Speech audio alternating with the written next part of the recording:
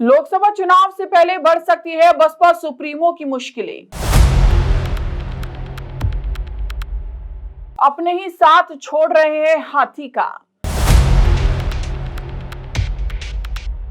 रितेश पांडे के बाद क्या खतरा मंडरा रहा है बसपा पर। लोकसभा चुनाव जैसे जैसे नजदीक आ रहा है, पूर्व मुख्यमंत्री मायावती को एक के बाद एक करारा झटका लगता जा रहा है। पहले अमरोहा से बसपा सांसद कुंवर दानिश अली की कांग्रेस नेता राहुल गांधी से नजदीकी के चलते उन्हें पार्टी से निष्कासित कर दिया गया था।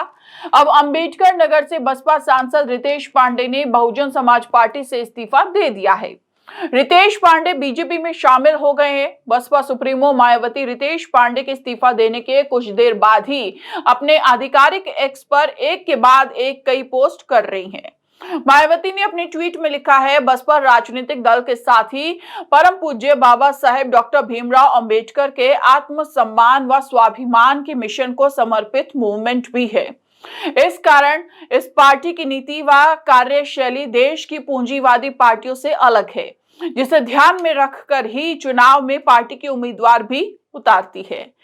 बसपा सुप्रीमो ने लिखा है कि अब बसपा के सांसदों को इस कसौटी पर खरा उतरने के साथ ही स्वयं जांचना है कि क्या उन्होंने अपने क्षेत्र की जनता का सही ध्यान रखा, क्या अपने क्षेत्र में पूरा समय दिया।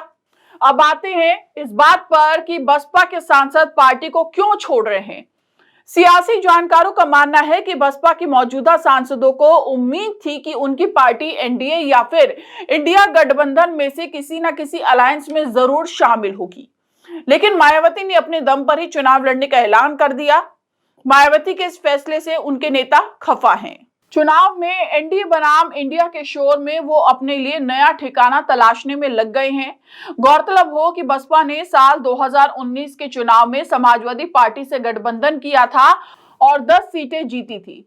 इस बार विपक्षी दलों ने बीजेपी के विजय रथ को रोकने के लिए इंडिया अलायंस बनाया है। रितेश पांडे के अलावा अमरोहा से बसपा सांसद दानिश अली पार्टी से निलंबित होने के बाद कांग्रेस के साथ दिखाई दे रहे हैं।